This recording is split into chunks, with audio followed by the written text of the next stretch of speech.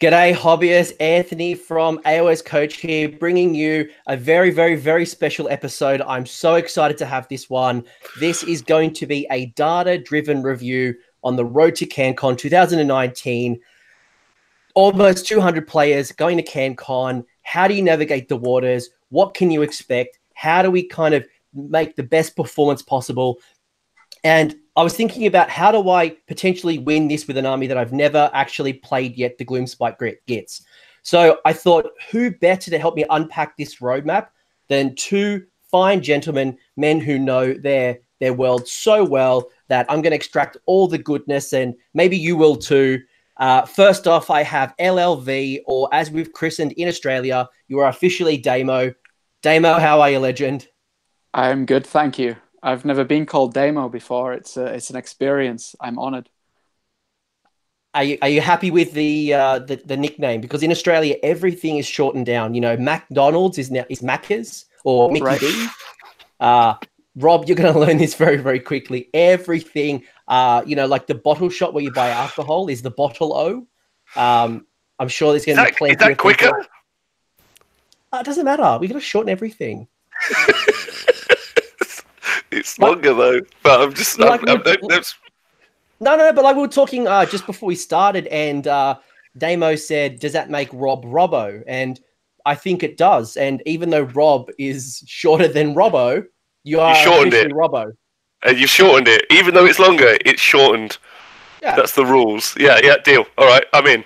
I apologize. So on the show, we have Damo and Robbo. Robbo, how are you? I'm great, thank you. Super excited to be on the show. Thanks very much. Big fan of the coach. Obviously a big fan of LLV. Really excited. I'm quite cold at the minute, but I imagine that's going to change next week. And it's like 2 o'clock in the morning at the moment. Is that correct? It's 2:30. Holy shit. It's the dentist time. That's what it is. Dentist time. You are mental. Australia really appreciates your insights. If you fall asleep on the stream, that's okay. We don't blame you. I don't sleep. So is this the first tri-continental? Wow. Yeah, good job. Data review? I think we're breaking some records here, right? I need to write that down. This is pretty good. Like we've got, so Damo's from Canada. Canada. Good. Rob's from the motherland. Thank you for sending your convicts over. And we're obviously from Australia. Yeah, did you see Nathan was really quite shocked at the visa? In order to get into Australia, it requires you to not have a criminal record via the visa, and he was like, "It's a bit rich." I didn't know that. That would make perfect. I feel like if you had a criminal record, you get ushered through the VIP line. You're like, "Yep, cool." Oh yeah, we should have worked that out. Yeah. Got government benefits ready for you. You know, housing. We're all good to go. Damn it! We missed a trick. Just don't do what. So a few years ago, Johnny Depp and Amanda Heard flew over to Australia to do some filming, and Amanda Heard caused massive uproar in Australia for hiding her dogs in like a handbag on a private airplane and not declaring them. And while I would love Jet on the plane, please declare him. We declare him as our assistant, my support dog. Yeah. Well, I mean, like in America, you've got like those dogs that soothe and calm you as well. So I feel like Jet could definitely kind of fit into that. Yeah, definitely. Yeah, definitely. Lower tables. Lower tables should always have dogs just milling around to chill people out when they're losing. Yeah, that's a good idea. I might bring my dog to Sydney GT, and it can be like the I don't know, like I feel like it's a prize, like pat the dog. Deal. I'm in. I probably therapy dog, as Cinder4 Gaming is talking about. I think therapy dog definitely for bottom tables, or maybe top table that kind of doesn't win. But I could talk doggos for hours. I'm sure Rob, you probably didn't come up at 2:30 in the morning to talk doggos. We're here to talk CanCon 2019 and some stats, some data, and this is a really interesting one because you've probably already seen on Doom and Darkness, he is doing some extensive reviews on each of the lists. So as at recording right now, we've had Chris Welfare and Adam Burt with Doom review the 70 odd order armies, which is fantastic. And I know he's got 3 other episodes to come for the other Grand Alliances. But instead of looking at individual lists and trying to work out what to expect, how to prepare for CanCon, you know, there's less than 7 days to go. I thought this would be a really good opportunity to leverage Damo and start looking at some more of a high level analysis and starting to think about how data can play a part in Age of Sigmar. So I might throw it over to Damo first to maybe give us a bit of an introduction to what is this data, how long it's been around for, imagining that some people may have never seen it before. Yeah, sure. I'll give it my best shot. I started the data back in, it was around the end of June, beginning of July. I was trying to coincide it with the release of Age of Sigmar 2. And then there was an FAQ that happened. So that's the recorded data that we see is everything from the FAQ. So we've been calling it AoS 2.1. And it's everything from the FAQ onwards up until this point, from events that are, the parameters are 5 games, matched play, 2,000 points. And every event that has contacted us or that we've, or that I've tracked down and hounded for their results, I've put them into some spreadsheets. And what we're going to be looking at is the results of those regarding a world meta percentage. And then we'll start looking at how that actually compares to Australia as a percentage. And then even taking CanCon itself as an event and comparing it to both those numbers. Yeah, I'm super excited. So I've seen Damo talk on Canhammer. He's a regular guest on the Honest Wargamer. If you're not watching Honest Wargamer, what are you doing with yourself? Make sure to sub on Twitch and on YouTube. But it's super interesting to see the stats because, and correct me if I'm wrong, this is actually the first forward kind of looking data set, because most of the time you would see what's happening after the event is over, and you know who were the winning lists, and you know you would get that kind of data. But now we're going to kind of look at, well, here are the CanCon lists. How does that compare to expectation? Who's doing well? What's Australia doing that's different? And it's almost like putting some tinfoil hats on to kind of work out, are our predictions correct? Are Australia a bunch of weirdos? Are we ahead of the meta? Are we meta busters? Or are we in line with the meta? Rob, you're laughing. You probably think that. What do you think?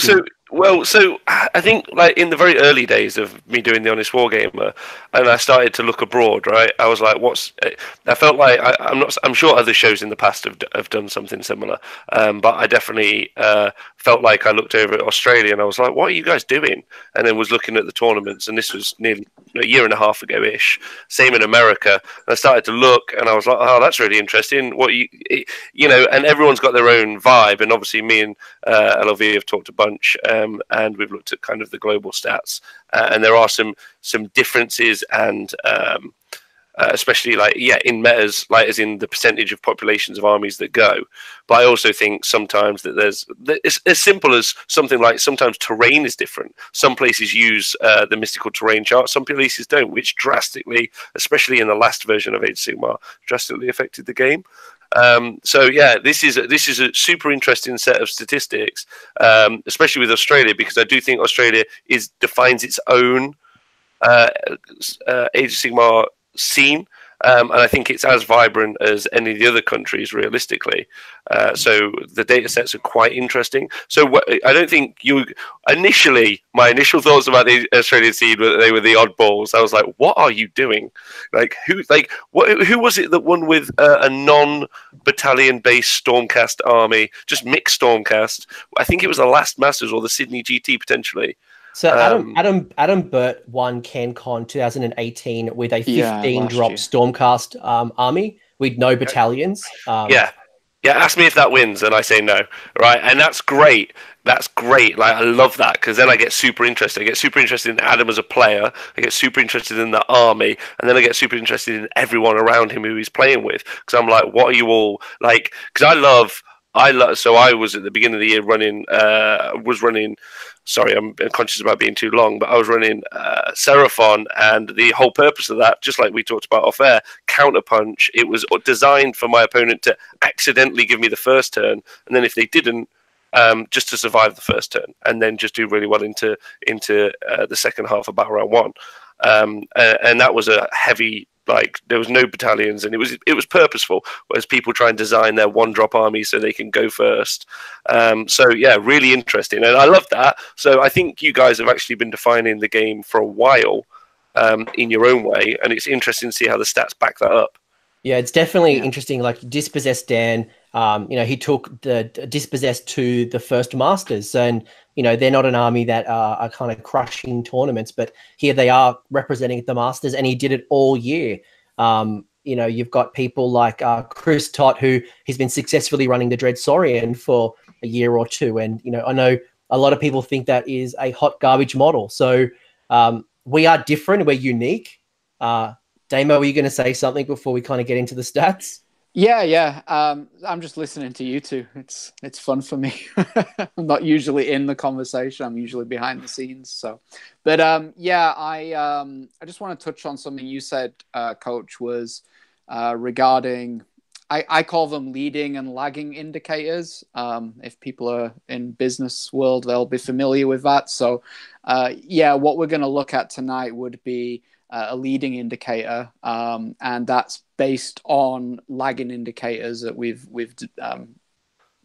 collated for the last 6 to 7 months now. So, as you said, it'll be really interesting looking at what should happen, and then maybe revisiting this conversation in a couple of weeks and seeing what actually did happen. And for me, when I'm going to pull up this data doesn't define your CanCon campaign. Just because you're picking an army with a low win percentage doesn't mean you're automatically going to lose most of your games. This is an opportunity for you to understand the lay of the land, to think a little bit differently with your army. I think Mick Wendell, who's a Gutbuster player, if I remember correctly, won, whether it was a 1 or a 2 day tournament with Gutbusters.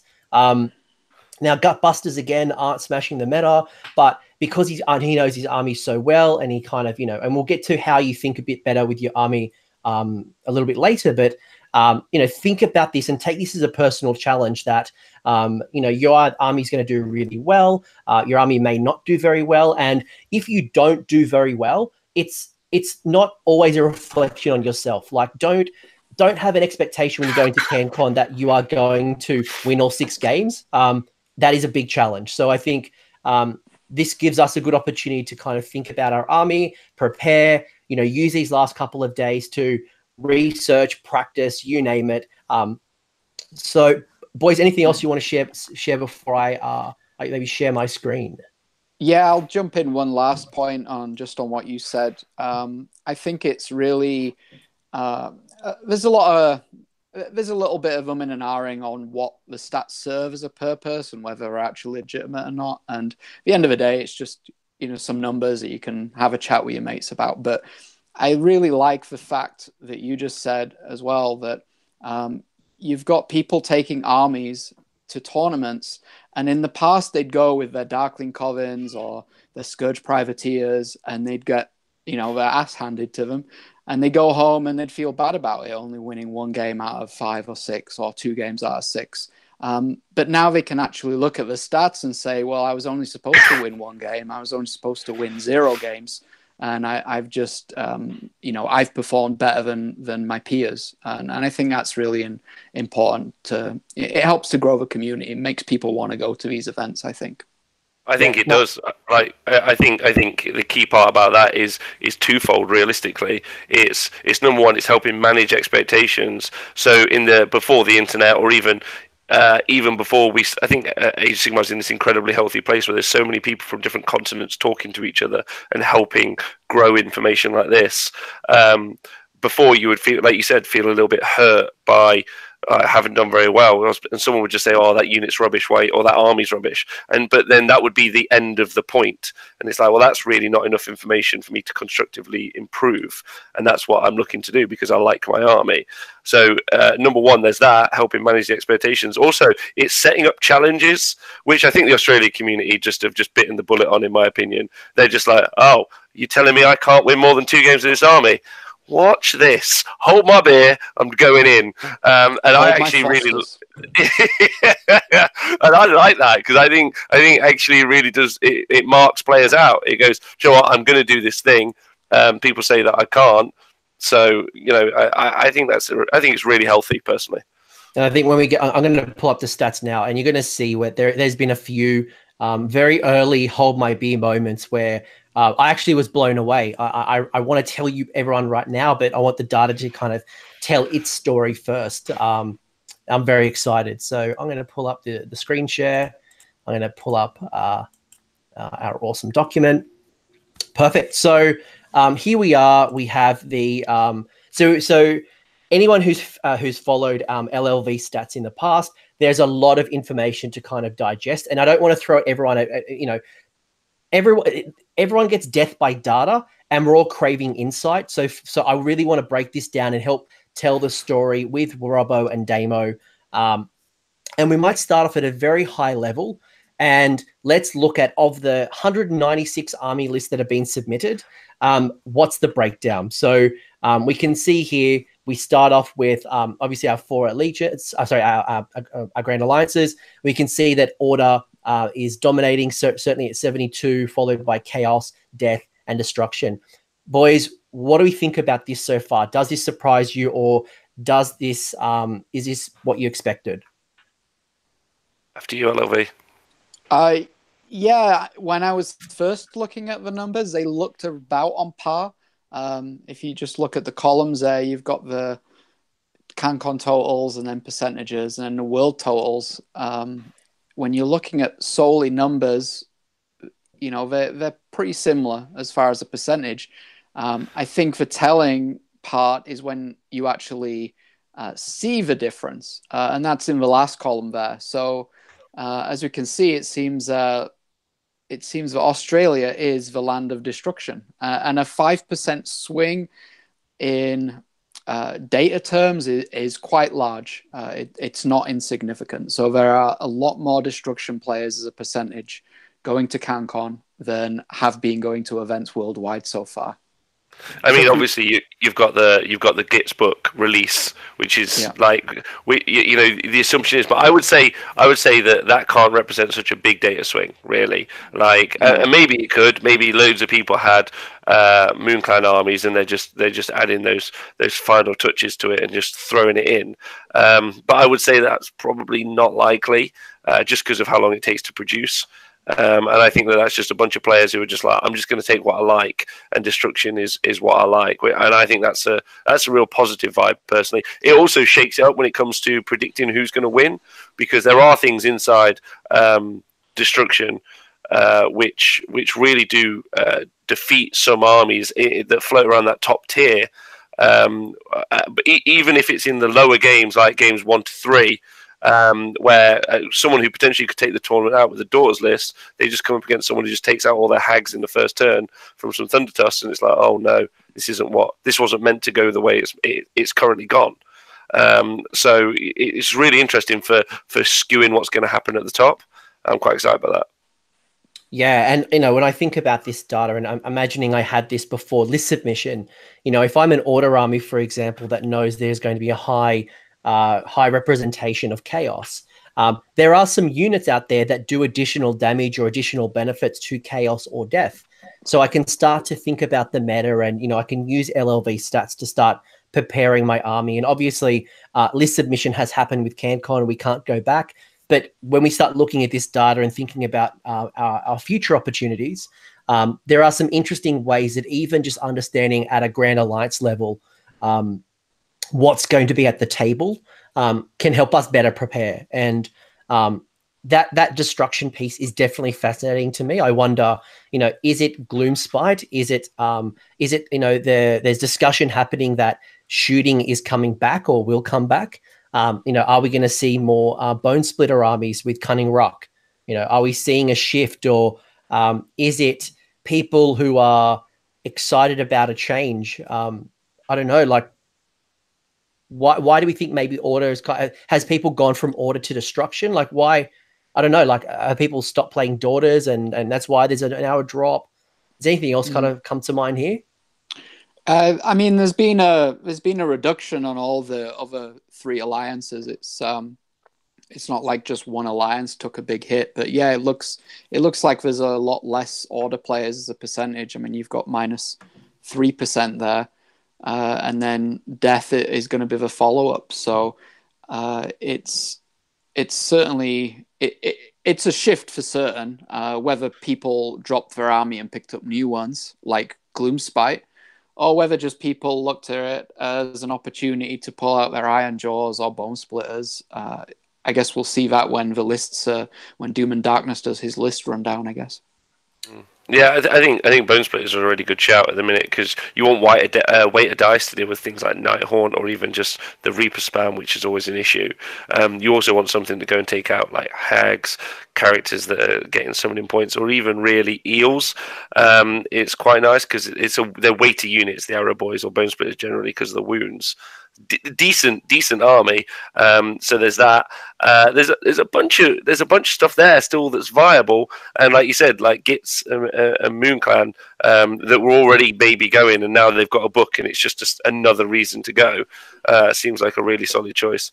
The order drop is good, because order is always way OTT. Realistically, it's like 40% of the world. So that's quite high, but obviously most of the factions are in there, right? So that kind of is why you see that. But poor old Chaos, I think.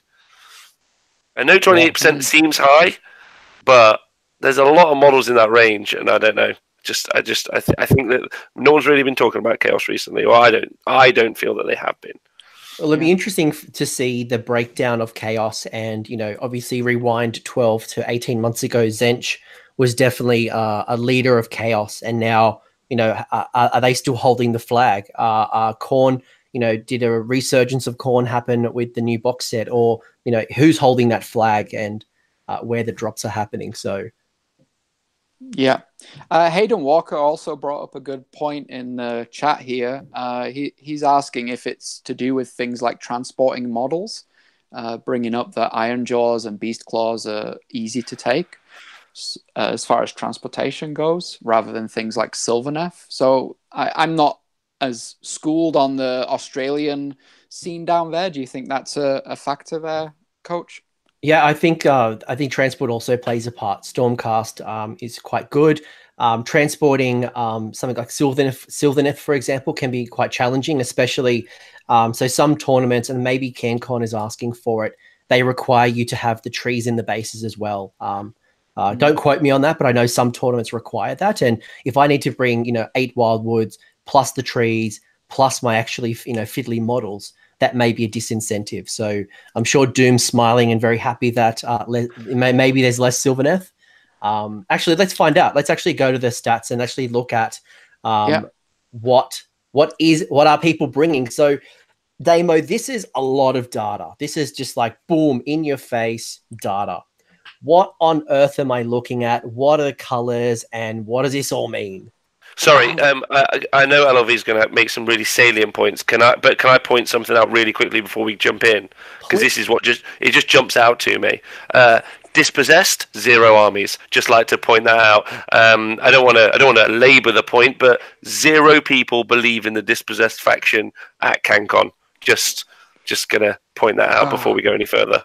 Yeah, and they're joined by joined by quite a few other armies, but and I'll just labor on Rob's point. If you look at those armies right now, you could say that Moon Clan, Spiderfang, Bray Herds, War Herds are not actually real armies. So out of all the factions in AoS, Dispossessed share a nice little room with Tamakan's Horde. Sorry, carry on. It just makes me laugh. It's the Order Serpentis. And tournament heavy hitters, Clan Pestilence. There we go. Wow. Pestilence, hey, like, it's just because they got the Nurgle keyword, they're just better in Maggotkin. But Plague Monks are good, yeah. And I will take my top off and wrestle someone who says that they're not. They're fantastic. Yeah, they're really good. Tamarkan's Horde, terrible though. Yeah, genuinely bad. Yeah, there's been one Tamarkan's Horde player in the history of the stats, and he came from Japan. Make of that what you will. Okay, so maybe there's another Australian challenge. Who has the Horde, and when can we start seeing them? Because I know, and I'm sure we're going to get to what the yellow means, but I know there's someone very vocal in the chat who's very excited about being a meta leading player. Yeah. So I'll break this down, because me and Rob totally just hijacked that with a tangent. No, I'm all for taking the piss out of Dispossessed Dan, who I had the pleasure of being on yesterday with the Honest Wargamer. So wait, he plays them? No, if I'd have known, I'd have not said anything bad about them. Oh, it's awkward. Okay. All right, Damo, help us move forward. Let's move forward. Moving on. Okay, so the colors everywhere. So you have the pink and green are the most prominent colors there. They're representing which armies, which factions are above the curve as far as a meta percentage, and which armies are below the curve as far as a meta percentage. So green is obviously there are more at CanCon, and pink is obviously that there are less. The nice orange bands we've got there, these are factions that have never turned up to a tournament, a recorded tournament so far. And we've got the Gloomspite Gitz, which is quite obvious. Their book just came out. But I've got to give big props to the players of the following factions, because you made me had to change all of my spreadsheets and add all of this extra lines in to do this. Good work. We have one Ever-Chosen player. We have one Scourge Privateer player, and we have one Swifthawk Agents player. Wow. And between those three players, they cost me about 2.5 hours of my life. So big round of applause. Big round of applause to those. Someone please play Tamarkan, just to add to that. Damo and I had a really robust conversation yesterday about the Ever-Chosen, and we're like, is this really an army? We're like, yeah, it is. No, really? It's like, I looked up General's Handbook, 3 units, Varangard become battle line if you are, take this allegiance. So someone out there in the world, I can't wait to meet this person, has taken an Ever-Chosen allegiance. That's fucking awesome. I love it. That's obstinate to a point I can respect. Yeah, I'm going to find this person. When this list comes out, I'm going to find this person and I'm going to introduce myself. That is incredible. Yeah, so that's basically the summary. It's sorted from left to right in order of representation at CanCon. And then the columns going across, again, left to right. What you're really looking at is how many people are using that army at CanCon, and then how many people are using that army in the world. And I've also thrown in how does that compare to the Australasia meta, which covers Australia, because as we said before, the Australian scene tends to, dance by the beat of its own drum when you're comparing it to the rest of the world. So I thought that'd be an interesting thing to see, not only how CanCon differs from the world, but how it's actually differing from Australian events as well. Yeah, the Stormcast Eternals information is interesting, right? A 7% drop in Australia, which is maybe explains where all the Order players went. They stopped playing Stormcast, which is fascinating. I mean, the box set and the book's been out for 7 months. Are people are still enjoying it? Is this something that they've now kind of picked up their destruction models again, or be curious to know where that change has happened? Yeah. I mean, they're still very well represented. They're the second most represented faction at CanCon. I think it would be amiss not to mention the Legions of Nagash there with 23 players. And this was another little back and forth me and Coach got into the other day regarding what is Legions of Nagash as far as a faction, because you could split it down into Legions of Blood, Legions of Sacrament. I've tried to keep everything where I can in army books. And I know technically the Legion of Blood is an allegiance and the Legion of Sacrament is an allegiance and so on and so forth. But I didn't want to be getting too granular with the data as far as once you start opening that door, do you start now breaking down Stormcast Eternal Chambers? Yeah. Do you start breaking down Gloomspite, which was my point to Anthony, was you've got Spiderfang, you've got MoonClan, and you've got Trolls in there, and they're three wildly different armies. So yeah, for the purposes of this, it was just, okay, what is the army book, or what is the main faction rather than allegiance per se. I think my battle tome is super useful as well, realistically. Yeah, that helps. 11% though. That's roughly what we've been seeing, though, right? Although a little bit lower, 1.3% lower than the world, and then 0.5% lower. So it's about roughly what you'd expect. That many Legions and Nagash armies. So that seems okay. Which is effectively most of the Death faction. Right, where are we up to in Nighthorn? So there are 8 players for Nighthorn, but and there's quite a lot of flesh eater course. That's really interesting. But yeah, like realistically, like Legions and Nagash lead the way because it's most of the Death entire Grand Alliance in that book. With there are 3 battle tomes, right? Yeah. Yeah, and there's been a lot spoken about previously about Nighthorn models being brought into Legions and. What that might look like, but definitely that probably doesn't come as a surprise. Death is quite hot. It is kind of suffering slightly. It has had a small drop, but I think for me, when I look at this, the 2 data pieces that really stand out, actually 3 data pieces that really stand out for me, is in that range of 13 to 11 models. So players. So Iron Jaws, massive resurgence. They are in they're the 4th most played faction coming to CanCon. But then also the Gloomspite Gitz and how many people have actually picked up that battle tome. It'll be out for 2 weeks by the time CanCon comes around. And also Deepkin. Who would have seen Deepkin be the 5th most popular army? Yeah. There's some massive number shifts both to the Australian meta and the world meta. And what's really funny is Rob and I did a small plug here. Rob and I do a stat show on Tuesdays on the Honest Wargamer, and we actually touched on new factions, and we was talking about a production cycle regarding the meta as far as when a battle tome comes out. Beast of Chaos was one of the ones we looked at. How long does it take from the battle tome coming out to armies being put on the table? And I made as a quip that I keep seeing them popping up on Twitter. Everyone's playing Gloomspite Gitz, and we see it in the flesh right here. It's the 6th most popular faction, 200-player tournament with a book that came out a week ago. Yeah, but there's a really great story realistically to this. If you go back to Age of Sigmar First General's Handbook, effectively, even pre that if you want to with Mo points, but we'll ignore that. We'll just start General's Handbook 1. Like one of the early really strong builds was obviously what I officially nicknamed the Sunday Morning Army, which was 3 blocks of 20. And they would 3 blocks 20, and they would have fanatics inside, and then you just sit some Thundertusk behind them, and you potentially take a Stonehorn, and Stonehorn would dash forward, Thundertusk to do the mortal wounds, and then you just grot block those units. And we saw some early winners like Craig Navmaho in the UK and a bunch of other people win some tournaments with that. That became like a pretty much destruction.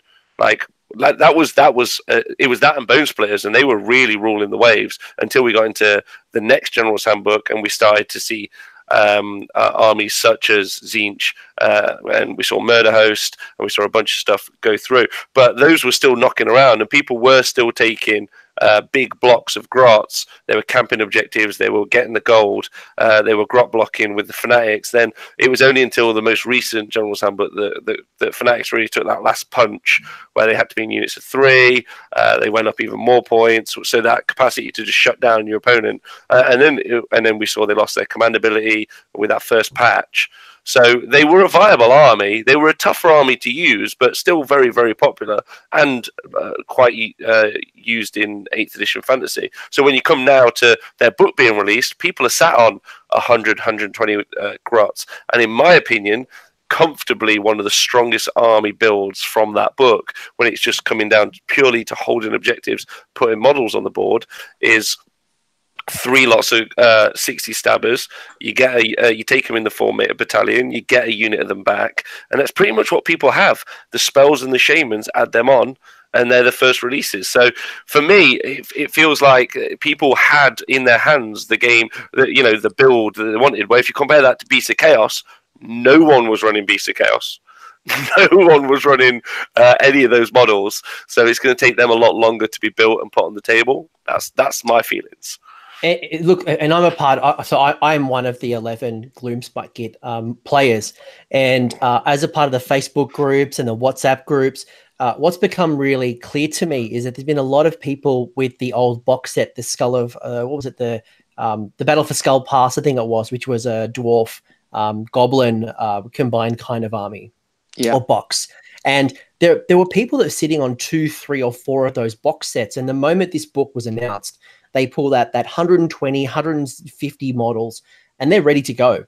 All it took was a box of some war scrolls, some sexy new things, and it'll be, obviously when we get to Doom and Darkness's review of Destruction, it'll be interesting to see how they're being built and how many of the Squig Knights and the different things are going to be brought. But it sounds like Gloomspite's definitely going to be up there, and I think not many people are going to have had practice with them. But one thing that kind of really surprised me as well was the lack of Sylvaneth. And also a question from the chat was around where were the Tomb Kings. The Tomb Kings are allegiance under death, same as anyone who might be running like a Firestorm allegiance. That is bundled Tristan? For the purpose of this, of order. Yeah. Was that we do Tristan? Have one Tomb King. Sorry, was that Tristan? No, it was someone else. Thomas. Thomas is where is the Tomb Kings? But Tristan is in there, and he's been throwing shade at you. Yeah. Oh, that's fine. That's fine. There's not an issue. I'm sure Tomb Kings will be there soon. Yeah. But they're inside death currently. They are death. Yeah. For the Firestorm allegiance, I took what the main faction was out of that allegiance and put it in here. So that was there was Scourge Privateers had a Firestorm allegiance. There was a Phoenix Temple, and then there were a couple of Order ones. So I just pulled out what the actual faction was rather than start messing around with Firestorm allegiances. So before we chunk this down any further, I guess, at a very high level, maybe Rob, I'll throw it over to you first. Go for it. LLV presents you this data. You're coming to CanCon and you're going to roll some dice and you want to do well. How do you look at this, and what are you starting to think about from a data point of view when you look at the faction breakdown, who's attending, et cetera, et cetera? Well, so what's good? I mean, I would take anything that's popular. Although big shout out to the 6 Clan Scryer players, that's awesome. I'd take anything that's popular, and I'd start to work out like what the key strengths and weaknesses of those armies are and how they work. Now, obviously, when you get to the tabletop, obviously because of variety of builds, that changes a lot. Now, I'm not saying that all of the Idoneth Deepkin armies are going to be eels, but I imagine a percentage of those will be quite eel heavy. So it's like just familiarizing yourself with their especially with their USPs or those unique things that you don't understand exactly how they work is really key. So knowing that they use their shields when you charge them to give you mortal wounds. So don't charge a Vampire Lord and Zombie Dragon into a unit of eels that haven't electrocuted something yet, because you're just going to take wounds for no return. So that's key. Your Gloomspite Gitz, you got to be conscious that they're going to bring units back. They're -1 to hit. You want to avoid Geminids if you can. You're not going to be able to take up ball control. So you want to, if you want to try and get around that the Loon Shrine. And I think Gloomspite Gitz are possibly the book to beat at the minute. But that's another Legions of Nagash. How do you shut down the grave sites? How do you kill the general? Now, a lot of that you might not actually have that inside your army.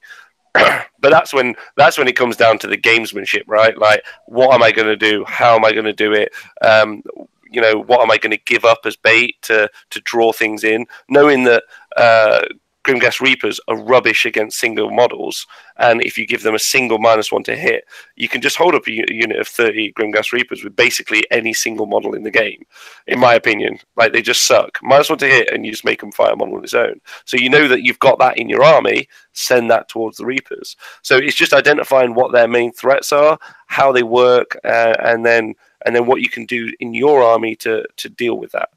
And the answer sometimes will be not much, which is where you then need to step back from the game and say, right, how can I make my opponent make mistakes? Because on paper, sometimes you can't win.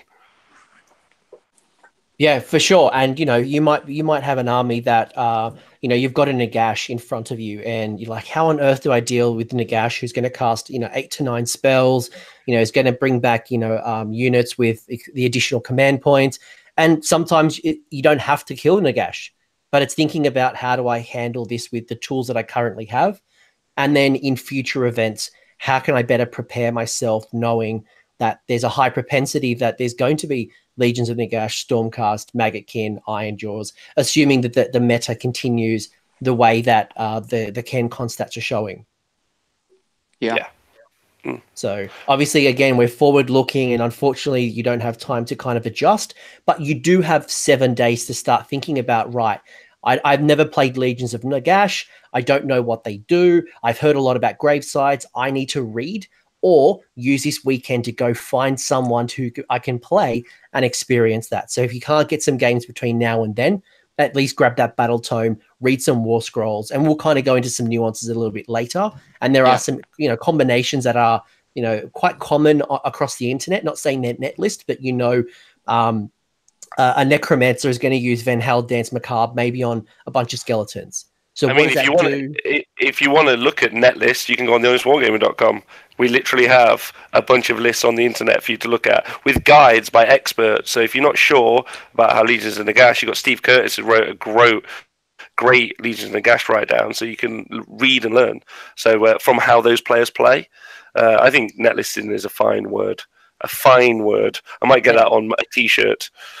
Net listing is fine. Like, it's there. And it's a really good call out is that on the Honest Wargamer, they've got a whole bunch of strategy guides where people say, this is what you want to do. This is how you're going to do things. This is why this is important. In this particular scenario, this is, what's going to help you win. So if you don't have the chance to go out and play a Legions of Nagash army, you've got all of these guides at your fingertips. So use the tools that are available to you. Sorry, Damo. Yeah, no, that's you made a perfect point there. So the difference is your list is locked in at this point. It's not like you're looking at the stats preparing to go for it to a tournament, and hopefully people have already done that, and that's what's locked their list in. But now your list is locked in. You're looking at, okay, what am I gonna play against, or what am I likely to play against with this list? So this gives you the perfect opportunity to go down, look at the big represented factions, even look at their win percentages. You've got an army like Daughters of Cain, where you're more than likely to face it in the later rounds. You're going to see it round 3, you're going to see it round 4, you're likely going to see it round 5. And the better you do in the tournament, the more likely you're going to play against the Daughters of Cains and the Legions of Nagashas. So that's also something to bear in mind.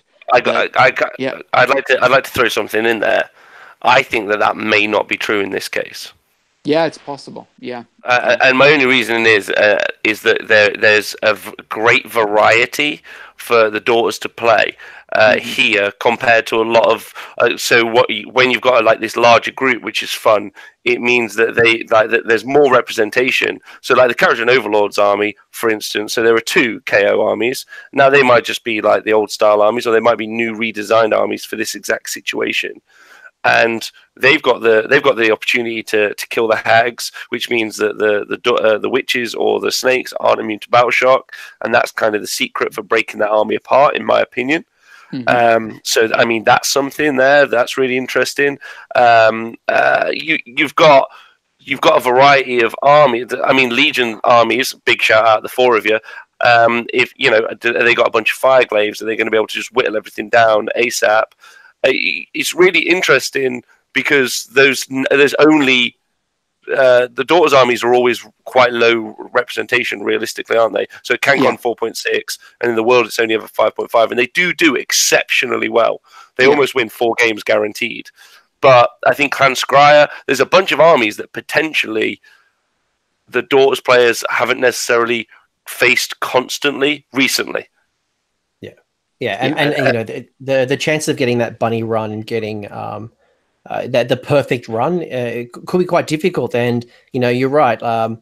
How some of these Firestorm armies might come about, they probably have the tools potentially to, you know, disarm this type of army. So you never know, and it's quite hard to pick with such a wide variety. Yeah, it's definitely matchup dependent. It just is. But if you go by pure percentages of numbers of players, a lot of those Daughters armies are going to play armies that Iron Jaws. And they're also going to play and if they play Iron Jaws, they'll get a kick in. But they won't. I don't know if they'll give a kick into the Gloomspite Gitz, because it depends how they're built, right? But Gloomspite are the unknown quantity here. So there's being their first tournament, people can think something's good going in. I remember right at the beginning of AoS 2, people thought Daughters, including Rob, actually thought Daughters were just Iron Jaws without armor, and then people started realizing that I still think Iron Jaws with better armor. I just like why does no one chaff them up ever? That's my experience. But you know, people tried? I don't know. You do have to beat them, right? It's you don't necessarily want to skew your list so much that you're only playing one army and therefore you lose to every other army. But like you said, more than likely, ignoring what I said a moment ago, those armies, based on the stats, will be in the final. They'll be in the final couple of games if you're doing really well. So you have to ask yourself, how am I going to beat them? And then you want to kind of dodge. You just kind of want to scrape through those first 3 rounds, be like, oh, that was a tough matchup, leading into your easy matchups because you plan to beat Daughters. I agree. I still don't think that people necessarily have responded. A lot of people just build the armies that are strong for them, and Idneth are the really good example of that. They're like, eels are strong, so I'll take eels. And then instead of saying, how do I deal with the other threats, they just go, I've got more eels. So they polarize themselves because they're strong, as opposed to possibly weaken their overriding strength, but then make themselves a little bit more adaptable. Those are my opinions. I think me looking at this tournament, if I was going and my list is locked in and I can't change anything about it, I think you play the odds and you look at how many players are going to be there and taking what army, and then you can't learn every army. But if you're going to look at specific armies and you're not familiar with, say, Idoneth, and you're not familiar with the Daughters, or you're not familiar with, heaven forbid, Legions of Nagash, then that's what you want to spend your time concentrating on. Because, there's a Tomb King's Death player, there's a Darkling Covens, there's Never Chosen. You might not see them. The chances are you won't see them out of 196 players. So if you're going to put your time and resources into something, I would always say, look at the numbers. So in the early rounds, more chance to play the guys with the big percentages as far as your Legions, your Stormcast, your Maggotkin. And if you're looking at the deeper rounds and start looking at win percentages, you might see Order Draconis is only 1, but it has a fantastic win percentage. So you might actually see an army like that later on in the tournament. Agreed. Don't get too stuck on trying to work out how an ever-chosen army works, because out of 196 players, there's a really low percentage that you're going to get matched up with that one ever-chosen player, and your time is better spent with the most common armies. Yeah, definitely. Couple of spanners that we learnt from Doom and Darkness before I quickly move the slide is that, one, the Australian master Dave Kerr has switched from Stormcast to Deepkin, so it'd be interesting to see how that plays about. And then Australia's, based off last year's stats, Australia's 3 best Daughters of Cain generals are not bringing Daughters of Cain next year, or at CanCon. So Sam Morgan, Hayden Walker, and Liam Burnett Blue. The top 3 are based off last year's results. not bringing daughters. So Wow. who knows what that means? We've seen that in the UK as well. Renowned Daughters of Cain player Ben Sava, hashtag so hot right now. He dropped daughters going into Masters and has picked up Nighthaunt. So I think all these daughters players are being sick of being sick of people saying they're playing with crutches. I think they're trying to show that their chops with other armies, maybe. And we did see that. Sorry, Robbo. No, you have to. No, I was just going to say, we kind of saw that 2 years ago with Zench, where people kind of got sick with the crutch of Destiny dice, and some people didn't like that stigma and they moved away from it. And perhaps we are seeing that daughter's approach. But I also think there's a mark, like if you play an army enough, you know your own weaknesses. And there's if someone shouts to you and say, "Oh, you can't beat this army," I think sort of people who we're seeing switch are the sort of people going, "I can beat this army, so I'm going to go take something else." I mean, I think the Eels should have won more games or more tournaments over the past 6 or 7 months than they have done. But maybe that's just because maybe it's user error. That's no offense to anyone. But I just think I feel that there's been more opportunity for them to potentially do well. So I am very interested in that single choice of Idnethitkin going forward. I'm looking forward to that. So I've just brought up the stats for, so if we chunk it down a little bit further, we've kind of got a high level of the Grand Alliances. We've kind of seen the lay of the land with all the different factions. Now start looking at, we're going down the Chaos route. So Chaos has 54 players that are going to be playing Chaos, and we can see the breakdown where we can see Maggotkin of Nurdle definitely representing the most with 14, Blades of Khorne with 11, Clan Skryre, which is a fascinating one. They're equal with the Disciples of Zench. Then we go to like the Forge World Army, the Legion of Asgore. Robbo, a big army that you're playing. The best dwarves, I hear. The best dwarves. The best dwarves. And most populous dwarves as well. Just the coolest. They're just, My Chemical Romance dwarves. Perfect. That's a good stat, though, isn't it? Dispossessed 0 players. Legion of Asgore. 4 players. Wow, so they're 4 times better. 400% increase.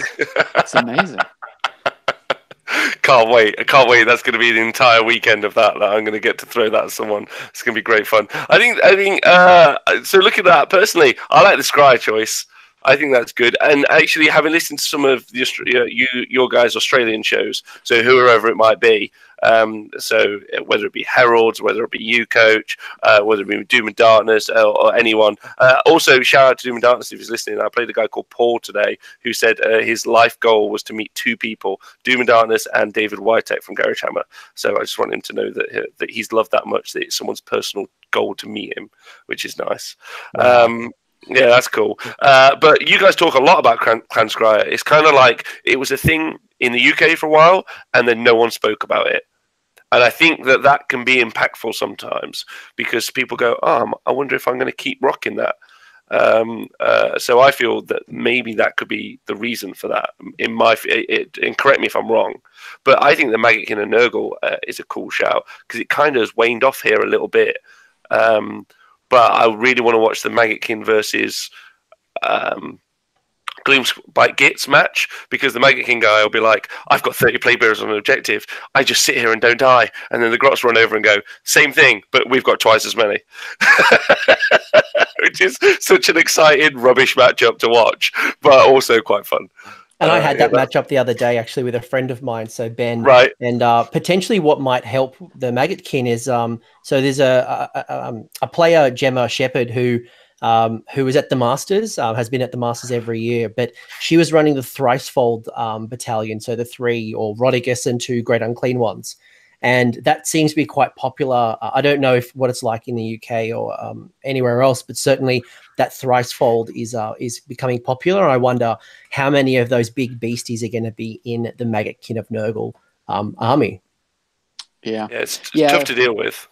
Yeah, the Thricefold have been popping up more and more from the lists I've seen. One thing that isn't represented in these, but will be coming to the Honest Wargamer be. I think you're breaking up, Damien. Not having I think Damien. a great time. Sorry, who's not having Who's not having a great time? Oh, You broke up sorry. a little bit. Yeah, Maggotkin so far have not been having a great time against Daughters of Cain. So they have a horrible win percentage against that army. So I think that's why we haven't seen them on the podiums as much as time has gone on, as Daughters have been taking all those places and likely beating Maggotkin as they go into those top places. Yeah. One thing I'm super curious about when Doom does his review on Chaos is going to be that Chaos, the 3 Grand Alliance Chaos armies. Is that a mixture of the gods? Is that a representation of Skaven?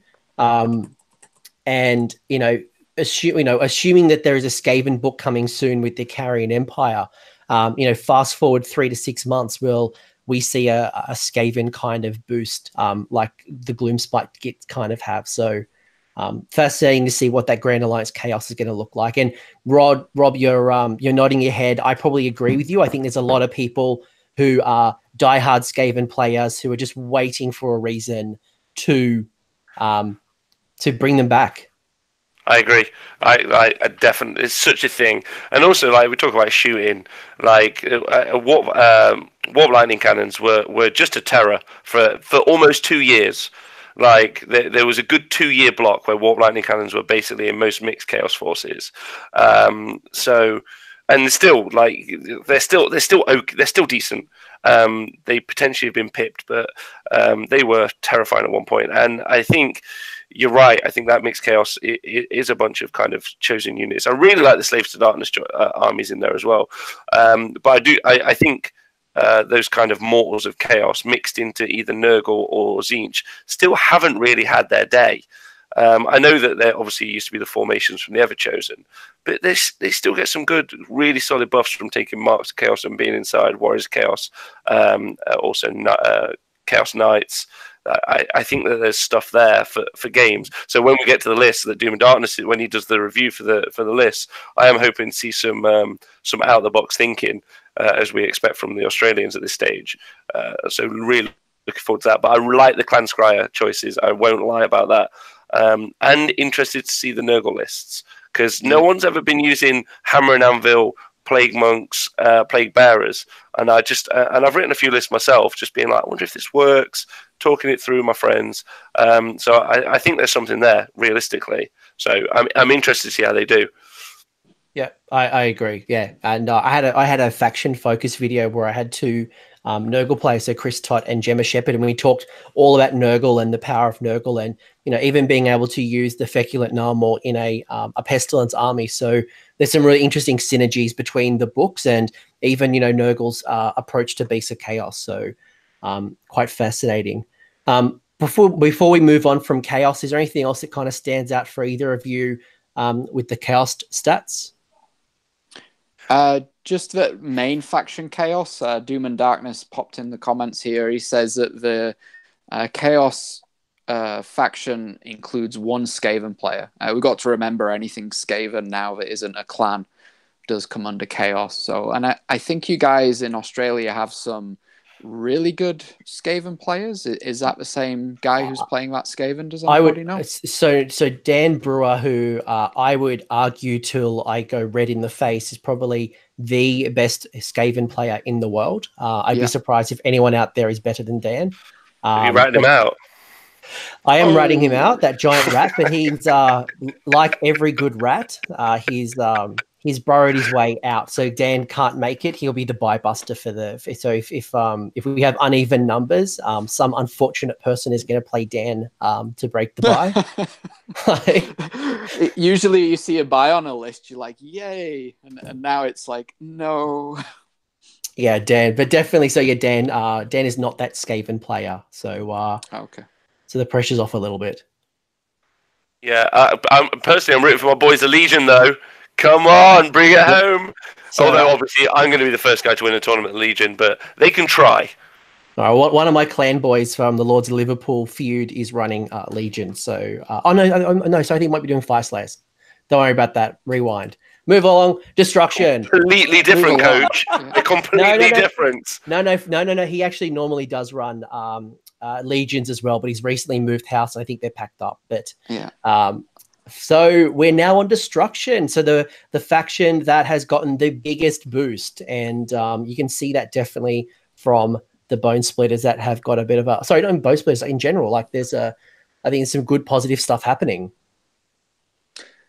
Yeah, totally. I don't know what happened with the formatting here. It looks a little. Should be all green. Let's assume they're all green. Yeah, the Iron Jaw ones should be green. You can see the green text. So go by text, not the box in the background there. Yeah, so like Iron Jaws, it seems like Australia's decided that Iron Jaws not doing great is a challenge as opposed to, and also after the FAQ, where for some reason Iron Jaws just got a couple of debuffs for no particular reason at all, that we saw around Christmas, that still hasn't impacted people wanting to come to CanCon with their Iron Jaws, which I respect and love. Personally, I think that's great, and it's also still an increase on the. It's not even like Australia just runs Iron Jaws, like because they're up based on what everyone in Australia roughly runs anyway. Yeah, so it's intentional. Yeah, I mean Australia, oddly enough, usually has a less percentage of Iron Jaws players than the world, so not this time. No, not this time. And ignore. By the way, a couple of things. One, ignore this. The pivot table's obviously gone a little bit off. So clearly, Anvil Guard is not in Destruction. And Ash McEwen is throwing shade and saying that he wants the Legion of Asgore player to win. So Rob cannot be the first person to win with them at a tournament. So Ash McEwen, you've made a date with Destiny when Rob's down. So yeah, I'm going to tangent. I'm going to tangent. I'm just really looking forward to watching Nathan and Dispossessed Dan commentate another Legion of Asgore match. That's just going to make my day. I mean, if they make it to the stream, and in no way has that got anything to do with me, that would be excellent.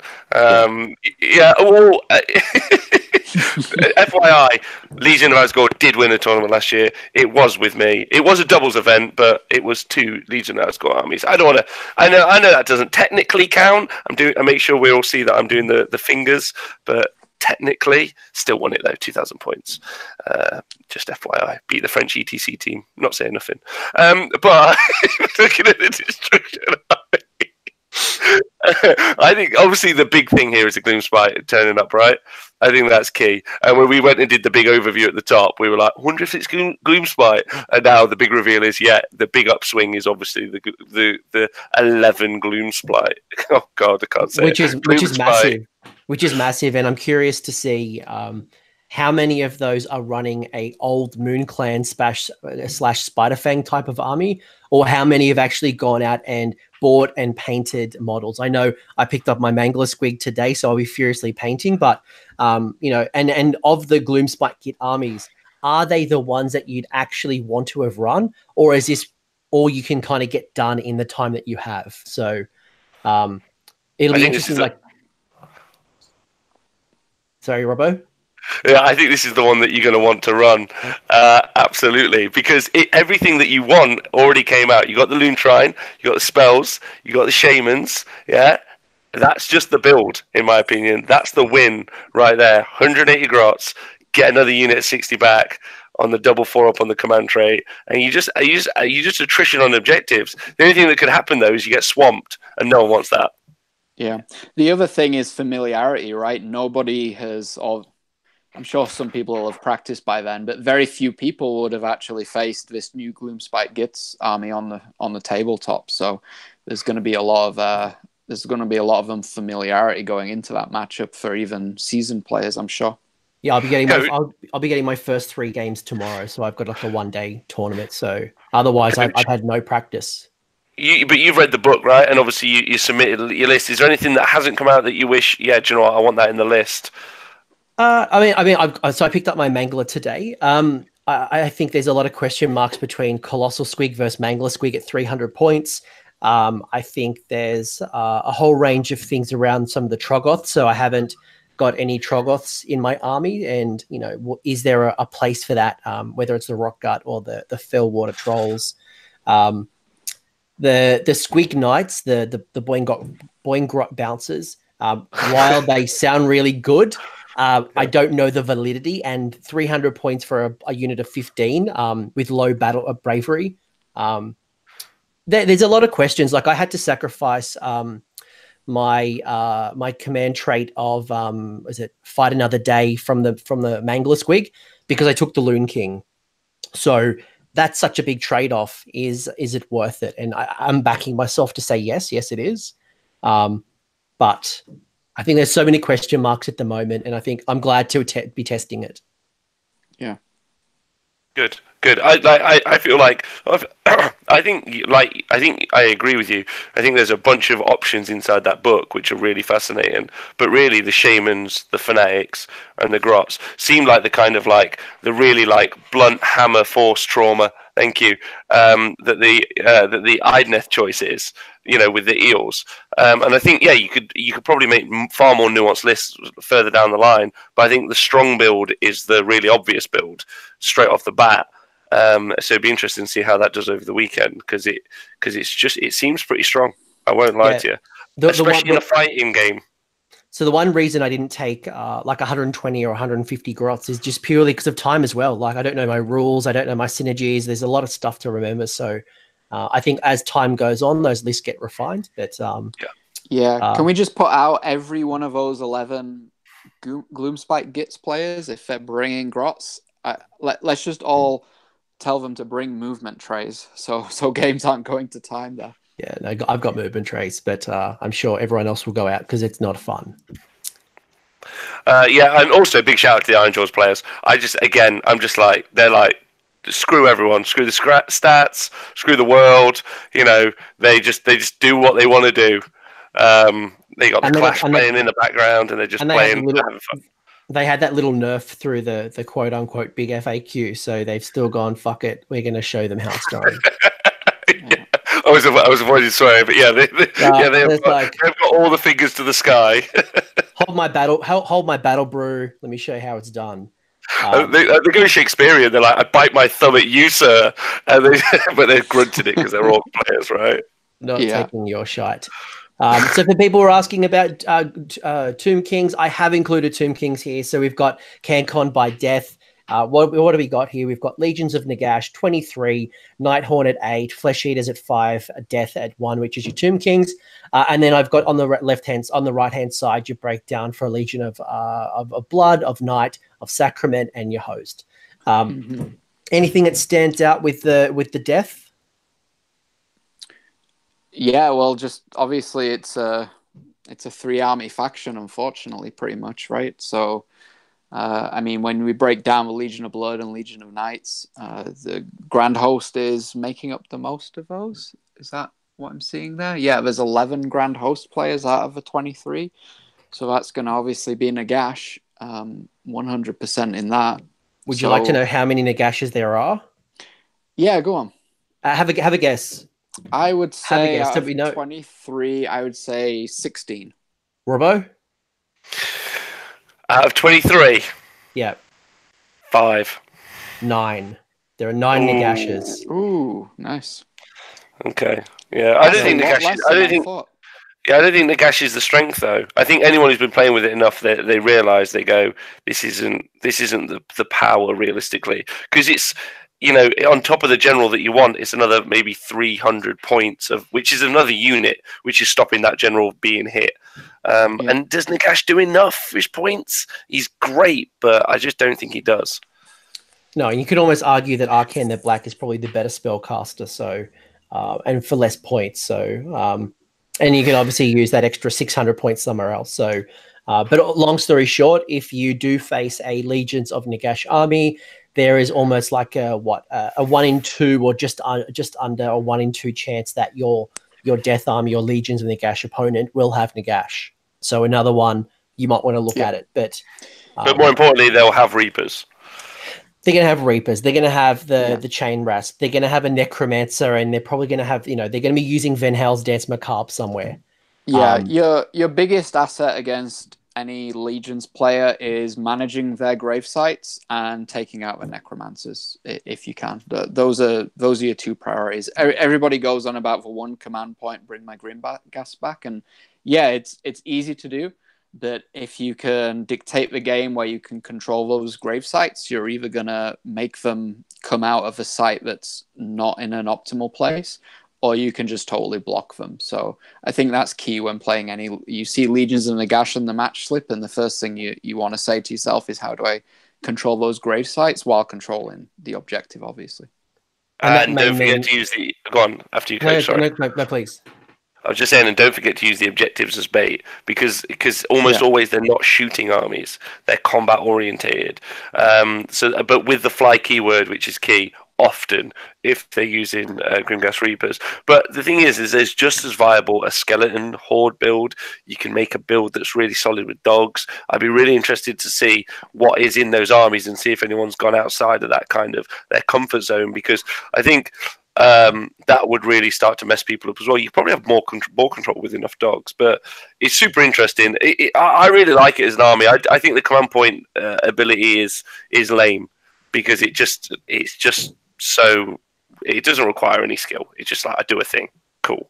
Like I like a dice roll at least for a bit of drama, but you are going to have to face it, and you can't kill stuff until you could make sure it can't come back. So that needs to be how you think about it. That's your focus.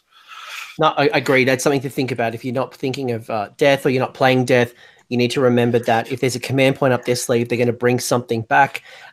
If you get the opportunity to take first turn, you may want to take it and get in front of those grave sites ASAP.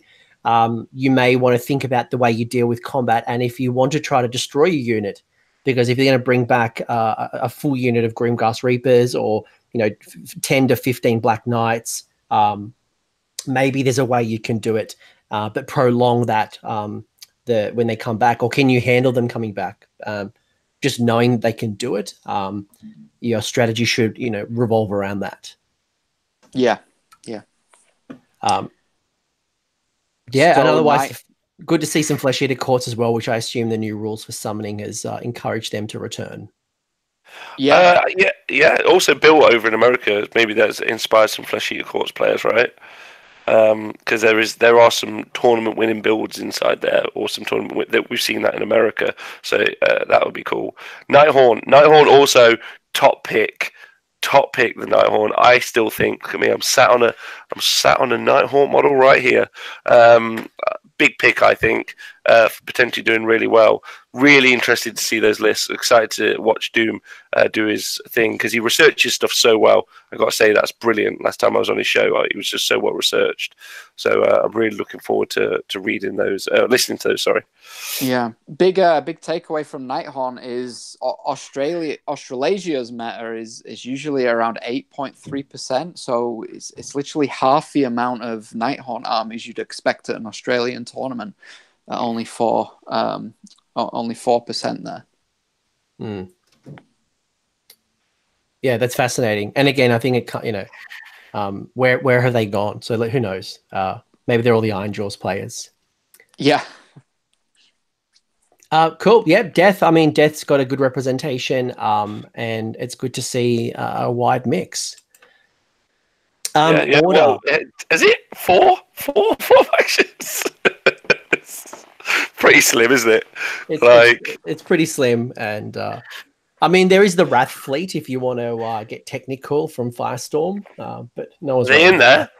They're not being represented at CanCon, because why would you sacrifice grave sites for? Why? Yeah, agreed.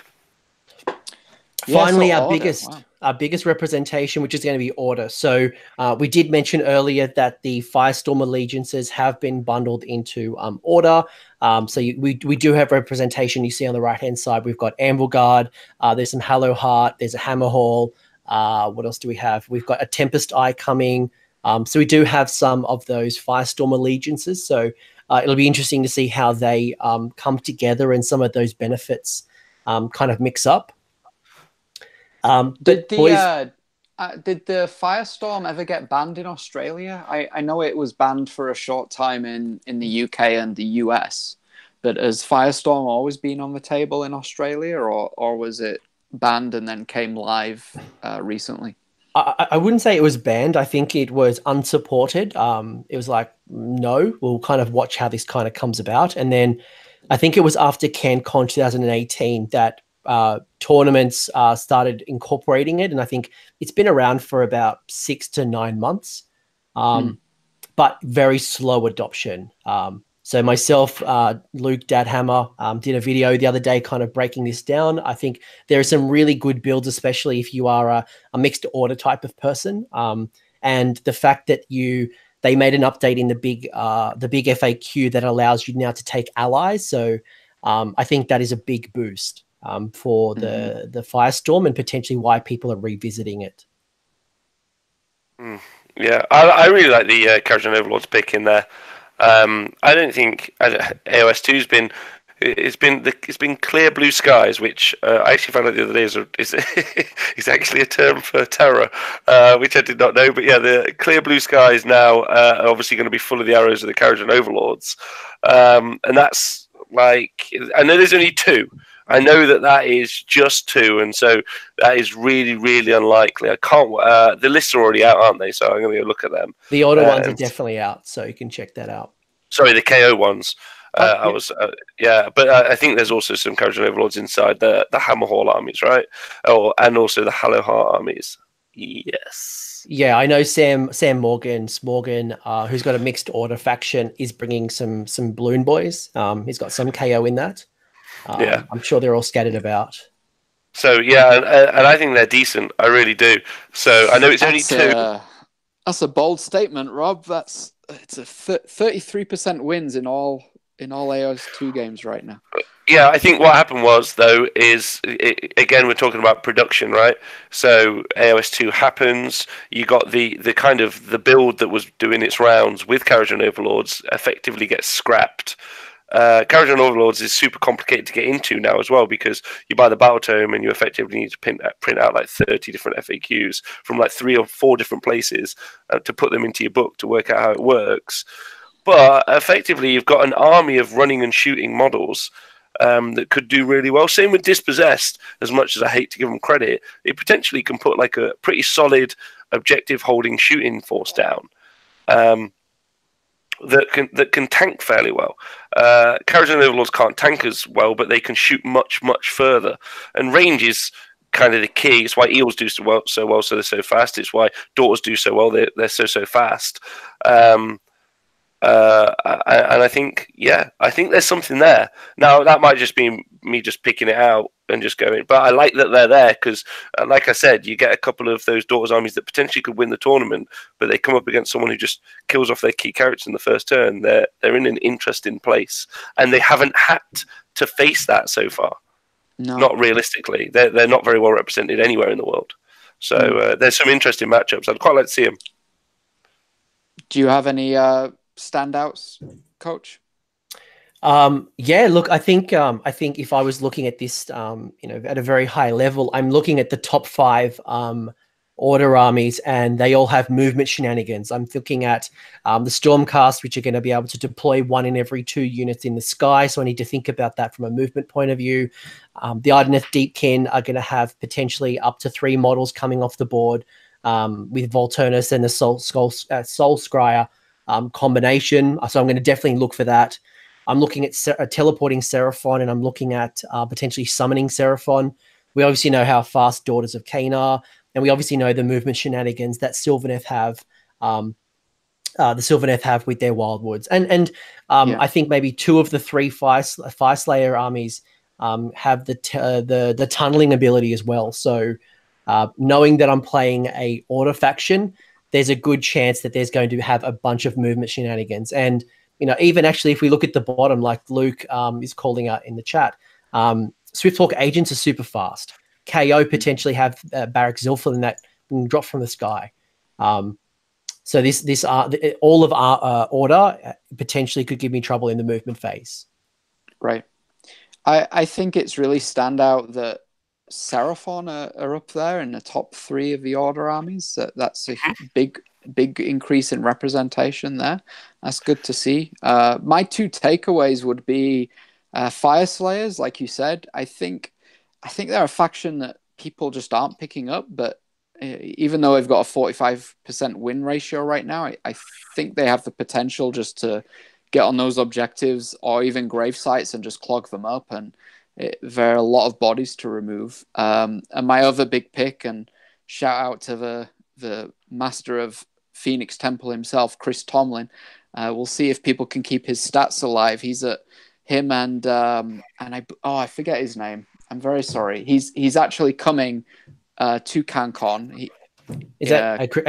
Christian Ware? So Christian Ware from Chicago. Exactly. Yeah. And James Morehouse, James Morehouse. I think Chris Tomlin had painted and built his Phoenix Temple for him. So beautifully painted army. And Christian Ware, who I know is back from Chicago playing locally. So the pressure is on for them. Well, Christian Ware himself, I think, has like a 4. I think the person that actually let the faction down so far was Chris Tomlin himself. He did a 3-2 at one of the recent events, but all Christian Ware's events up to this point have all also been 4-1s. Yeah, but they've not been 5-0s. No, they always seem to lose either the first game or the last game. So submarine, yeah, I think there might be a cap realistically because they don't play in 2 of the phases, or they play kind of well in the Magic phase, but only for themselves. But they're too cheap, those birds, and they're good. They're really solid, and so are the Phoenix cards. So yeah, they're cool. I touched on the Seraphon again. I think I need to go check out the list. I'm really excited about that because if there's a summoning build in there, and that's not based on the casters but based on engines. There's a thing there. If it's just loads of rippers, I would just be a bit like, okay, yeah, I get it, but no one's doing a podium with the rippers, so we need to think outside the box. Just because I'm in love with that faction, and I would like to see them do well. I just don't know how it's done, and I want someone to be that champion who just stands up there and goes, "This is the way." So of the Seraphon, I remember going through the review show. There are a couple of summoning like engines of the god kind of high summoning, with the totem bearer. But then there's also some really interesting ones where people are bringing their old school models, and you've got Croxigors, and I think there was Saurus Knights, and there's a whole bunch of like what are they called? The artillery piece, the Salamander. What? Like there's So there's a whole mixed bag of old world stuff, but also we do have some summoning bombs. So some definitely interesting ones in there. Yeah, all right, good. That's really interesting. And it's the Wanderers guys as well. Big shout out to you guys, trying really hard. Yeah, you try maximum effort. That's the Wanderers guys. We're trying. Yeah. Well, speaking of trying, I think we'd be amiss without mentioning Scourge Privateers, right? Mentioning Scourge Privateers, we're cutting that off. Okay. Cutting that off. We'll move along from Scourge. We get no credit to Scourge Privateers. No props here. All right, we'll move down a bit.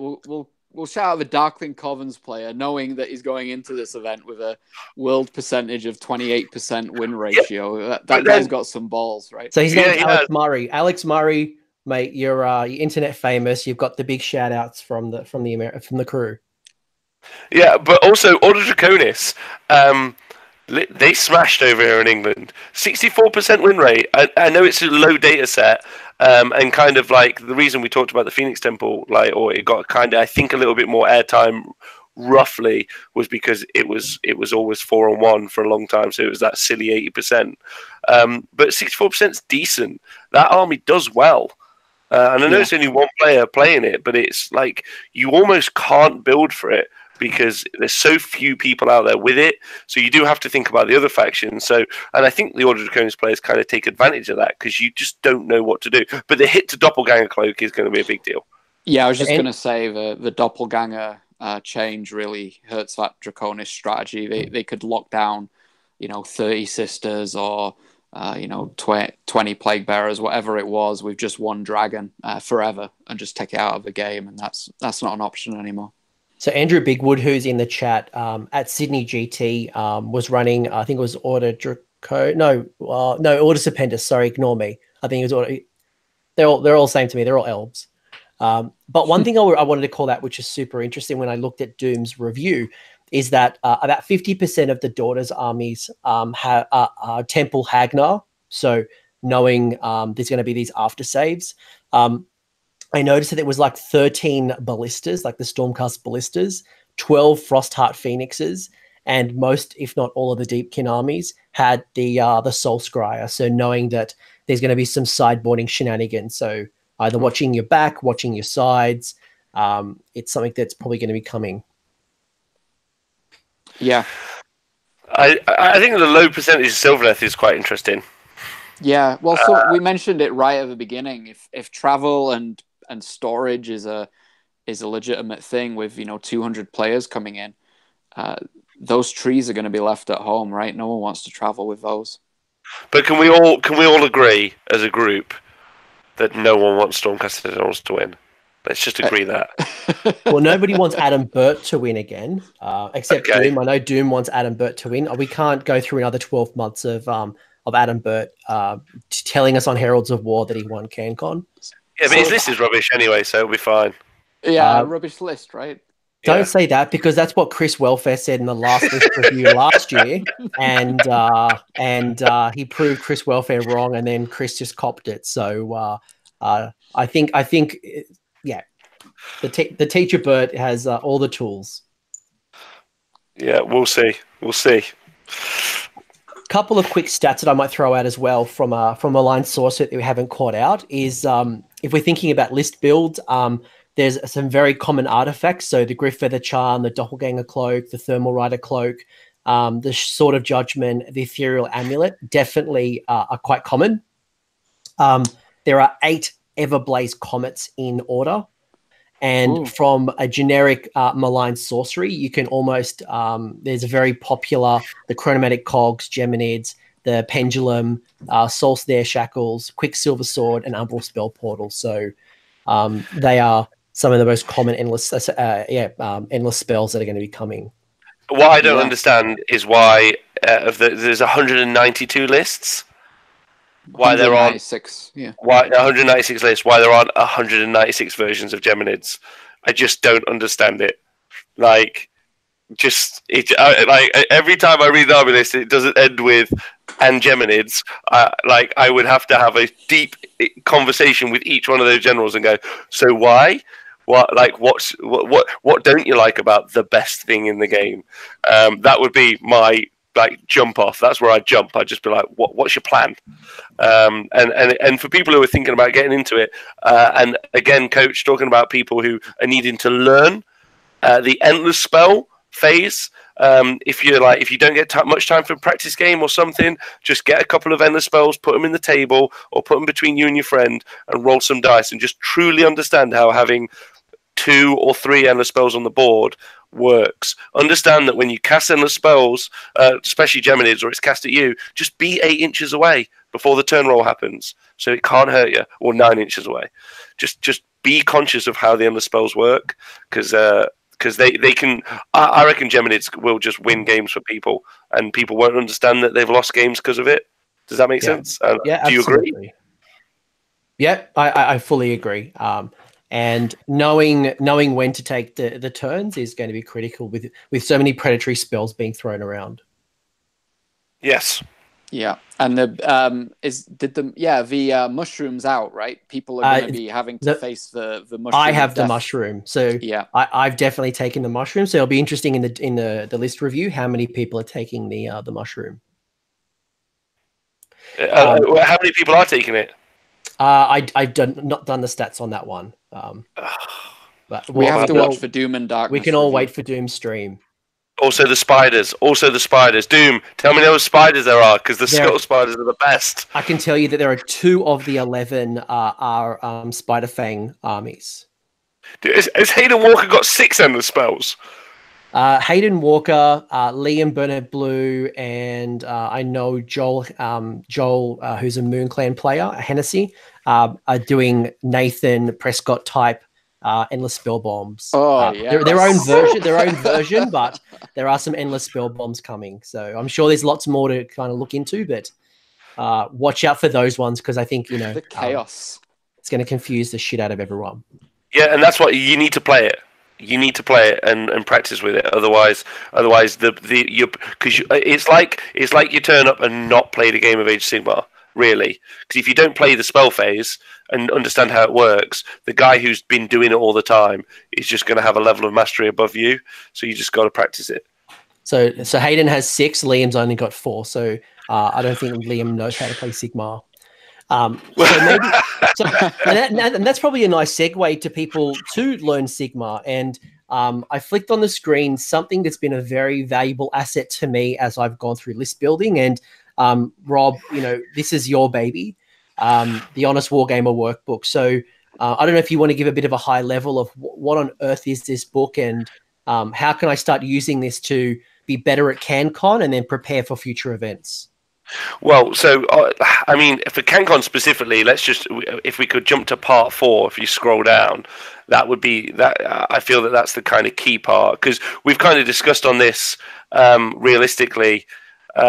We've talked about you need to go learn everything, and that's what some of the earlier pages are. They're like, before you write your list, you go and learn what things you have to face and what threats you can bring and what your units do. Which one of your units in your army gets through armor and which one gets through hordes, which one is gets stuff at range. If you don't have it, how do you create situations for yourself? So that's all the list building, and that's what the parts before this are. Really, part 4 is now you're locked into the list, and this is the bit you can see on the screen, and this is quite key, because I didn't really, and me and Coach, we talked about this off air. I don't really know how I try to win games, if that makes sense. Like I when I get to the table, I do it. I look at the opponents, but I didn't know what my thought process was, so I tried to play a few through and then write it out. And effectively, sometimes you'll get to the table and you'll have an army that's either stronger or weaker on paper than your opponent's army should be. A really good one would be Murder Host running and burning all the objectives, right? It's really kind of like sometimes rock, paper, scissors, and you kind of say to yourself, well, I've just got Murder Host and they've just burned all the objectives. What more could I do? But that's the question that really this section asks. What more can you do? And I struggled, talking to some of my Warhammer friends. They the way they like to play is I have this model in my army and it does this and I do this, and turn 1 I try to get this and this off. By turn 3 I'm doing this, and I'm like, I don't really have one strategy. I don't have one way to play. And for me, this workbook was super fascinating to understand, not just the types of armies that I like to build and play, and for future armies, like what should I be looking for? So I love this book, and I can see in the comment section, people are also big fans of this book, but also conscious that some people have never seen this. Oh, well, yeah, because sometimes. Thank you very much. Also, by the way, pretty scary putting it out. Always, like whenever I'm like, oh no, stop looking at it. But also, I did it on my first day. But when you published this on the Honest Wargamer and you were talking on Twitch, I downloaded it. I went through the process 2 to 3 times and looked at my own. This was back in MoonClan. I'm like, right, well, this is what I know so far. When MoonClan becomes eventually Gloomspite, what gaps do I need to potentially fill, or what are the weaknesses that I just need to address that I'm not going to resolve today? And did it help? Absolutely. It like you, I think it made me articulate things that were in my head that I didn't really know how to explain, and it made me think differently to my army. Oh, good. All right. Well, solid. Yeah. Go on, LLV. Yeah. So it mentions when you turn up at the table, you go through these steps, and the nice thing is now, as we alluded to at the beginning of the show, people who want that prep and actually are going to CanCon to try and get some good results, just run these exercises based on the percentage of armies that you're going to see. You're going to see a Legions of Nagash. It's a very high percentage you're going to play a Legions of Nagash player. So as it says in the workbook, ask yourself, what can they do? What can you do? Who is the beatdown in that situation? And then you're going into that game, at least. It might be an unfavorable matchup for you, but if you've done your homework and the other person hasn't, those are the small edges you might need to eke out a victory. Yeah, and also one of the key strategies really is, like I said, So take deployment. That's kind of a key, I think. Coach, do you ever do this? Do you ever intentionally deploy a couple of units early aggressively, but really you're gonna deploy defensively? And also, the first question. This is the easiest piece of advice to get. Say hello, shake their hand, nice to meet you, and then go, how many drops is your army? And they say 4, and yours is 8. And go, cool.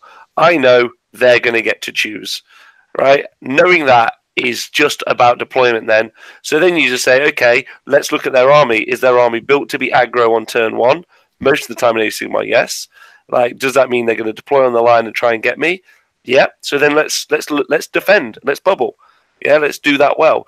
Or the other way around, do you think they're going to deploy conservatively? Should I deploy aggro intentionally so that they make a mistake and they you're doing so much in that first turn for deciding how the rest of the game goes. It's so important. How many drops are you? Who gets to choose? Now, how do you do your deployment? And even, you talk super confident. Oh, I'm not too fast. I just like running and charging at stuff, put it all on the line, and then they go, oh, they're going to run and charge at me. You go first. Then just retreat a little bit, and they'll be like, oh, no, that is not how it's meant to. There's so many options when it comes to gamesmanship and playing well.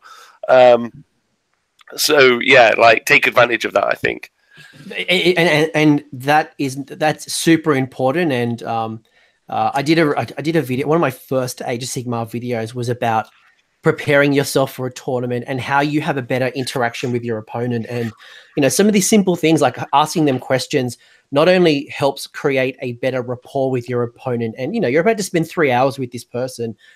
You should have a decent relationship. And nobody wants those gotcha moments where you didn't tell somebody something, they got caught out, they feel bitter and dirty about it. So you can have those great experiences, but equally to your point, if I know that I'm going to be outdropped by my opponent, my deployment and my tactics may be different. If I know that they're going to have some movement shenanigans and they can tunnel or whatever, I think about these things differently. So, I'd like to go to the table and think about, well, if I'm going to win the priority, how would I deploy? If I'm going to lose it, how am I going to deploy? If I get the first turn, am I going to give it away? Am I going to keep it? And going through those scenarios helps me make a better decision when I'm on the table, as opposed to trying to think it through and being under pressure and not wanting to spend much time and, bogging the game down. So and I think, in one of your videos, you talked earlier about practicing at home. And I think even thinking about potential preferred deployments when it's a hero-based scenario, this is what I'm trying to do. If I have a randomized scenario, like, 3 places of power, this is what I'm going to do. Having those thoughts so that when you get to the table, this is not your first time to implement a strategy. It's been practiced. You've thought about it. You kind of know its limitations. Yeah. There's loads. It's so cool. It's so cool. It's really fun. You can do loads. So just practice is the key, and then learn and write stuff down. Obviously, on the website, there's a bunch of strategies there. And some ideas, but you can come up with ideas yourself. There's one now in my brain called swamping, which is where you just turn 1, you put as many wounds in front of them as possible, and then you just go, okay, you have to clear that off. It's a horrible strategy, but it's a thing, right? Moon kind of going to do it. Nurgle have done it previously. It's going to be a thing. It's the hashtag not like Alan on the live stream here in the UK is very similar with the skeletons.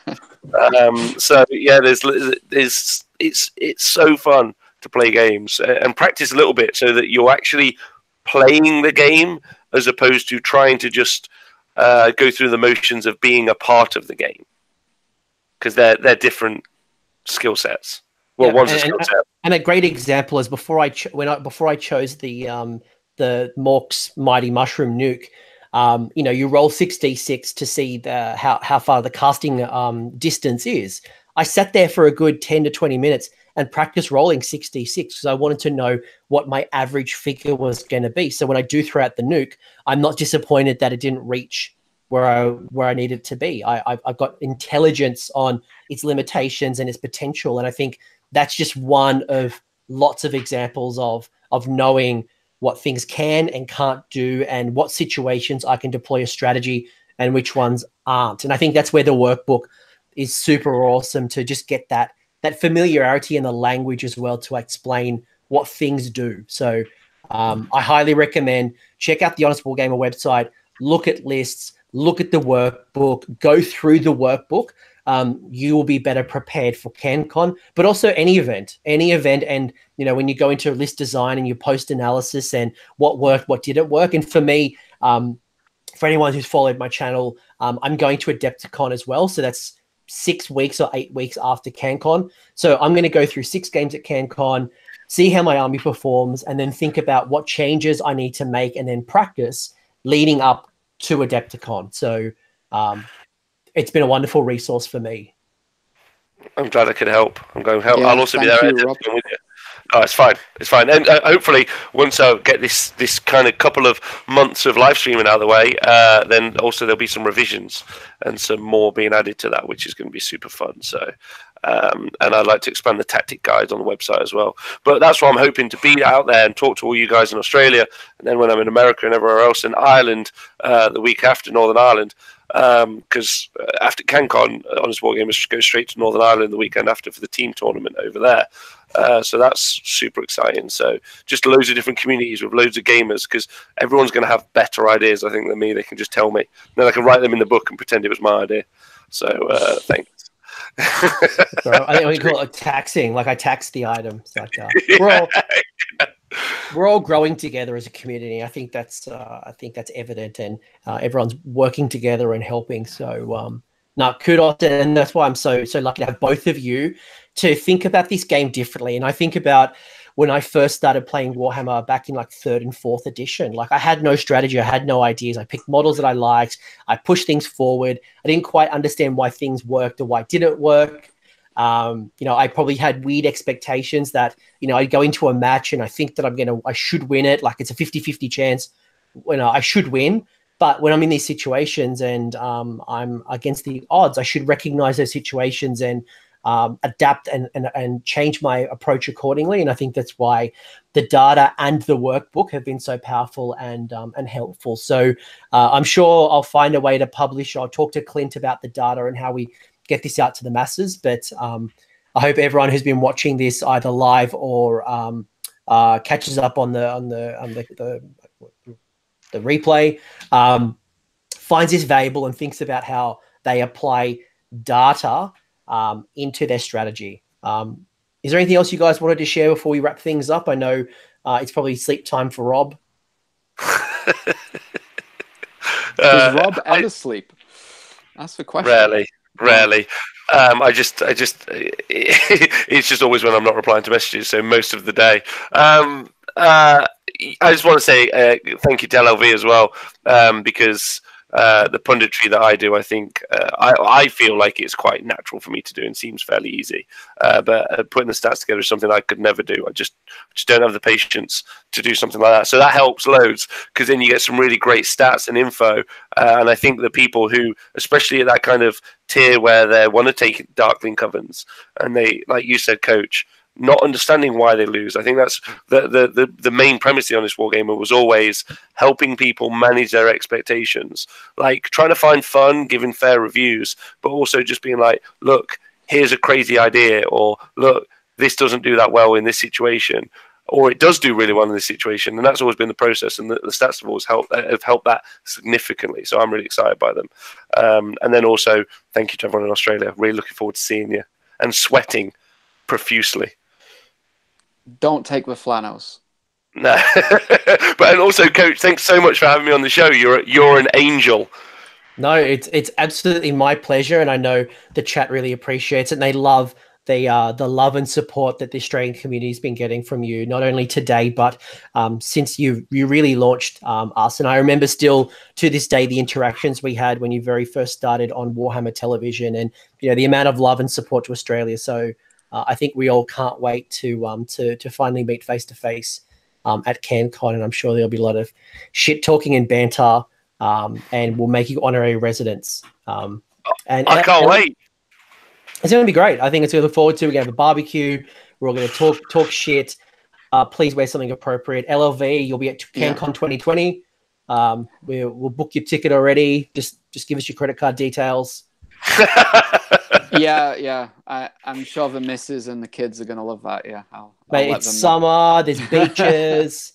However, I am going to the Bobo this coming May, Bobo 2019. So if the Aussies out there want to take a trip, I think there are a few tickets left, and that looked like a hoot last year. And I'll be lucky enough to meet Rob and the crew there. So yeah, looking forward to that. And yeah, thank you as well, Coach, for having me on. It's been a pleasure. Any final shout outs? Where can people find you? I'll go to Damo first. Damo. Yeah, I'm not in residence anywhere. I sometimes show up on the Honest Wargamer on a Tuesday. We go over some stats on Twitter.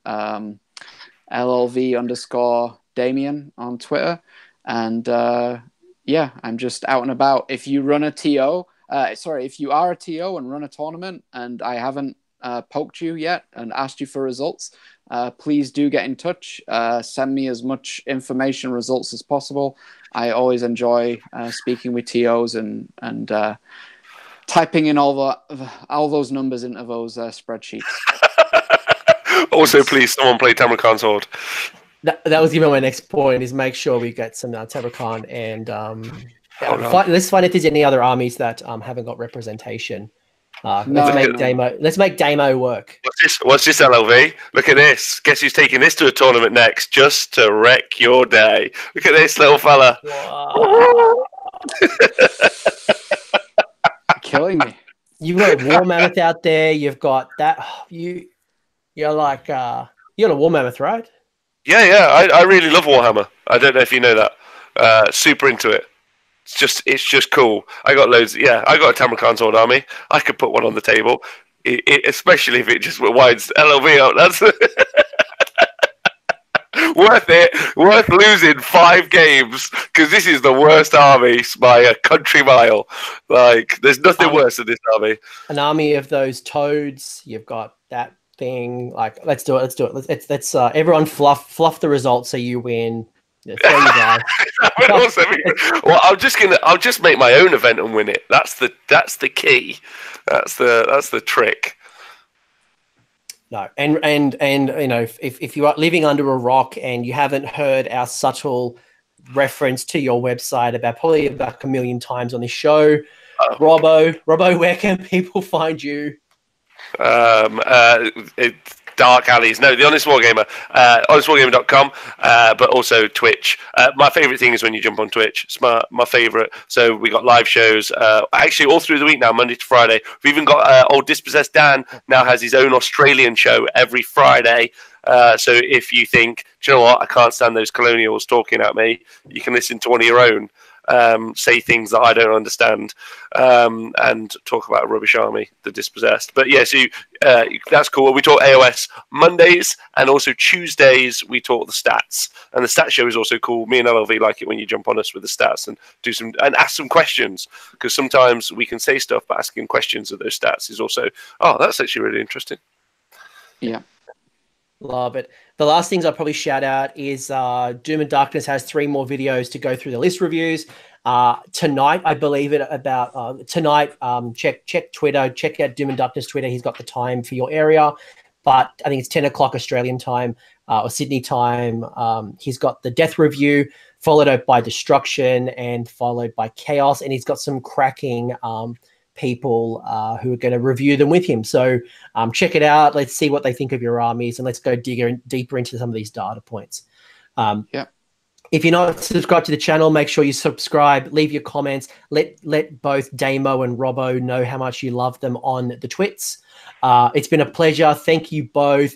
Robbo, I can't wait to meet you next week. Damo, I'm sure I'm going to see you soon. Guys, thank you very much. Virtual cuddle, and I'll see all you CanConners next week. Cheers. Thank you. There, guys.